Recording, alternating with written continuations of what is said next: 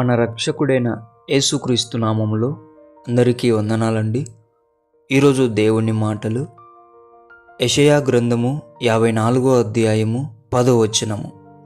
పర్వతములు తొలగిపోయినను మెట్టలు తత్తరిల్లినను నా కృప నిన్ను విడిచిపోదు.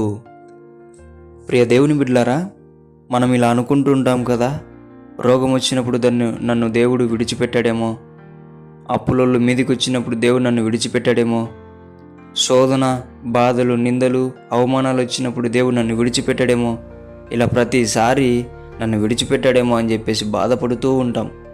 అయితే దేవుడు మనతో చెప్తున్న మాట, పర్వతములు తొలగిపోయినా మెట్టలు తత్తరిల్లినా నా కృప ఎన్నటికీ నిన్ను విడిచిపోదు అంటున్నాడు. దేవుని బిడ్డలారా, ధైర్యం తెచ్చుకో. ఆయన నిన్ను విడవడంట. ఆయన కృప ఎప్పటికీ నీకు తోడుగా ఉంటుందంట. కాబట్టి ఏ విషయంలో నీవు దిగులు పడాల్సిన అవసరం లేదు, బాధపడాల్సిన అవసరం లేదు, కృంగిపోవాల్సిన అవసరం లేదు. దేవుని బిడ్డలారా, ఆయన కృప ఒక్కటి చాలు ప్రతి దానిలో మనకు విజయం ఇవ్వడానికి. మనకి ఇంకేం అక్కర్లేదు. మనకు ఏ విషయంలో కూడా అయినా సరే ఆయన కృప ఉంటే చాలు.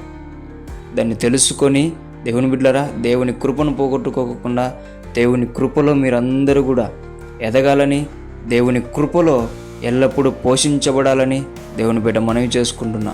దేవుడి మాటలను దీవించునుగాక. ప్రార్థించుకుందాం. దేవానికి వందనాలు, స్తోత్రాలు. ఎన్నోసార్లు నా తండ్రి అనేక సందర్భాలలో మేమందరం అనుకొని ఉంటున్నాము నాయనా, నీవు మమ్మల్ని విడిచిపెట్టి వెళ్ళావని. కానీ నీ జాలిగల మాట ద్వారా, నీ దయగల మాట ద్వారా నా కృప నిన్ను విడిచిపోదని మాట్లాడిన దేవా, నీకు స్తోత్రాలు నాయనా. ధైర్యం ఇచ్చిన తండ్రి నీకు వందనాలయ్యా. ఎవరైతే నన్న తండ్రి అలా బాధపడుతుంటారో వారందరినీ బలపరచమని యేసు నామములో ప్రార్థిస్తున్నాం తండ్రి. ఆమేన్.